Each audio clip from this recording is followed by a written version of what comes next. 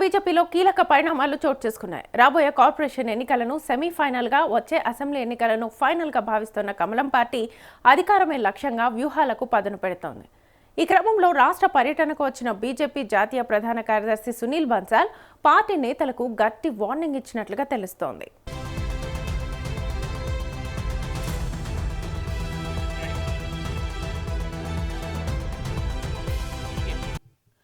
Corporation ఎన్నికలే సెమీఫైనల్గా, assembly ఎన్నికలే అసలు టార్గెట్గా చేసుకుని అధికారమే లక్ష్యంగా బీజేపీ మాస్టర్ ప్లాన్ వేస్తోంది. గ్రూప్ రాజకీయాలపై బీజేపీ కొత్త బాస్ బన్సాల్ ఫైర్ అన్నట్టుగా తెలుస్తోంది. అంతర్గత విభేదాలపై తీవ్ర అసంతృప్తి వ్యక్తం చేసిన ఆయన నేతల వ్యవహార శైలిపై సీరియస్గా వ్యాఖ్యలు చేసినట్లుగా సమాచారం. పార్టీ కంటే వ్యక్తిగత రాజకీయాలు వద్దని నేతలకు వార్నింగ్ కూడా ఇచ్చారు. బీజేపీ ఆఫీస్లో గుసగుసలు వినిపిస్తున్నాయి.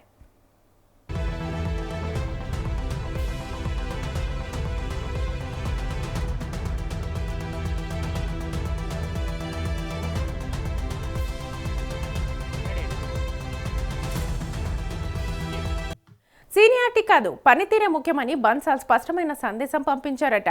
30 ఏళ్లుగా పార్టీలో ఉన్న ప్రయోజనం లేదని, పార్టీ కోసం ఏం చేశారన్నదే ముఖ్యమన్నారని తెలుస్తోంది. ఎన్ని బూత్లను బలోపేతం చేశారో చెప్పాలని నబీన్ మాటలకు నేతలు సైలెంట్ అయ్యారని టాక్.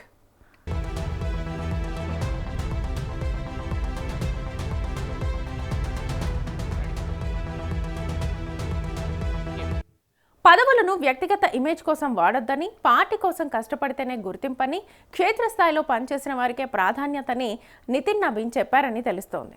నాయకుల చుట్టూ తిరగడం మాని సొంత నియోజకవర్గాలపై దృష్టి పెట్టండి హితబోధ చేశారట. ప్రతి బూత్ను బలోపేతం చేయాలని ఆశించారని తెలుస్తోంది.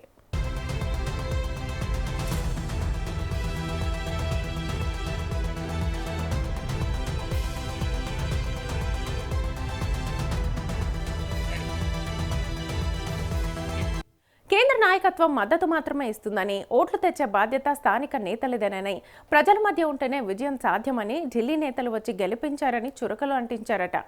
పశ్చిమ బెంగాల్ విజయాన్ని ఉదాహరణగా ప్రస్తావన చేసిన నితిన్, కష్టపడితేనే ఫలితం వస్తుందని, కార్యకర్తల త్యాగ స్ఫూర్తిని బన్సాల్ గుర్తు చేశారని తెలుస్తోంది.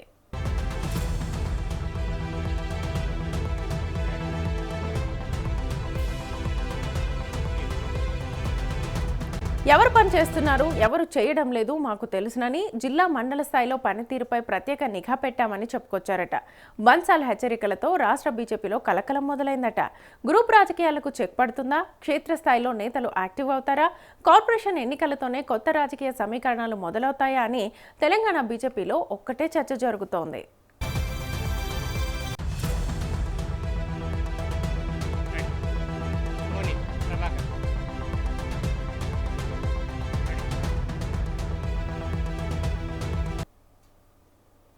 రైట్, ఇదే అంశానికి సంబంధించి ఫుల్ డీటెయిల్స్ మా ప్రతినిధి ప్రభాకర్ అడిగి తెలుసుకుందాం. ప్రభాకర్, అయితే తెలంగాణలో రాబోయే కార్పొరేషన్ ఎన్నికలకు సంబంధించి సెమీఫైనల్ గా బీజేపీ పార్టీ భావిస్తున్నట్టుగా తెలుస్తా ఉన్నది. అయితే ఆ ఎలక్షన్ లో కాసా అజెండాను రేపరేపలా ఆడించి ఫైనల్ మ్యాచ్ గా భావిస్తున్నారనే దాని మీద కూడా, వచ్చే అసెంబ్లీ ఎన్నికల్లో అధికారమే లక్ష్యంగా ముందుకు వెళ్తుందనే దాని మీద కూడా ఇప్పుడు ఈ భేటీ ప్రధానంగా వినిపిస్తా ఉంది శ్వేత. అయితే రాబోయే అసెంబ్లీ ఎన్నికల్లో అధికారం దక్కించుకోవడమే లక్ష్యంగా బీజేపీ జాతీయ అధ్యక్షుడు నితిన్ నబీన్, అదేవిధంగా జాతీయ ప్రధాన కార్యదర్శి సునీల్ బన్సాల్ చేపట్టినటువంటి 3 రోజుల పర్యటనలో భాగంగా రాష్ట్ర ముఖ్య నేతలతో కూడా సుదీర్ఘ భేటీ అయినట్టుగా తెలుస్తా ఉంది. అయితే ఈ సందర్భంగా రాష్ట్రంలోని గ్రూప్ రాజకీయాలపై, కొంతమంది నేతల ప్రవర్తనపై బన్సాల్ తీవ్ర అసంతృప్తి వ్యక్తం చేసినట్టుగా తెలుస్తా ఉన్నది. అయితే తాను 30 ఏళ్లుగా రాజకీయాల్లో ఉన్నానని, పార్టీలో ఎప్పటి నుంచో సీనియర్ను అని చెప్పుకుంటూ తిరిగే నేతలకి సునీల్ బన్సాల్ గట్టి హెచ్చరిక చేసినట్టుగా తెలుస్తా ఉంది శ్వేత. అయితే ఎవరు ఎన్ని ఏళ్లుగా ఇండస్ట్రీలో ఉన్నారనేది ముఖ్యం కాదని, పార్టీ కోసం ఎవరేం చేశారనే దాని మీద కూడా తను మాట్లాడుకుంటూ వచ్చినటువంటి నేపథ్యం కనిపిస్తా ఉన్నది. అయితే కొందరు నేతలు పార్టీ ఇచ్చినటువంటి పదవులు ఏవైతే ఉన్నాయో వాటిని కేవలం తమ సొంత పనులకి, వ్యక్తిగత పరపతి పెంచుకోవడానికి మాత్రమే వాడుకుంటున్నారనేది బన్సాల్ అసంతృప్తి వ్యక్తం చేస్తున్నట్లుగా తెలుస్తా ఉంది.